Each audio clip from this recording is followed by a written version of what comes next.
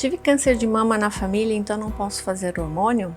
Essa é uma pergunta frequente no consultório e eu gosto de explicar para as pacientes a diferença entre ter um familiar com câncer de mama ou ter um histórico familiar de câncer de mama.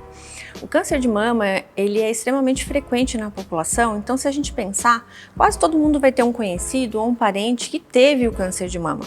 Mas isso não significa que é com componente genético, ou seja, que você vai herdar essa chance de ter o câncer de mama. Então, quando é que a gente se preocupa realmente e pensa melhor em fazer hormônio ou não? Quando a gente vê que teve mais de um familiar com câncer e um familiar próximo, então mãe, irmãs, aí sim a gente vai fazer uma investigação para saber se o paciente pode ou não usar hormônio.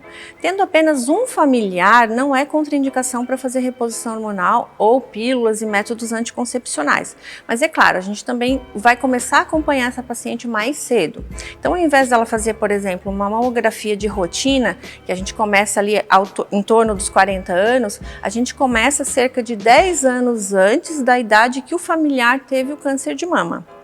Então, a paciente fazendo a rotina, acompanhando regularmente, provavelmente ela vai conseguir sim fazer o método anticoncepcional de escolha dela, ou mesmo a reposição hormonal, sem se preocupar com essa questão do câncer de mama, em termos de aumento de risco.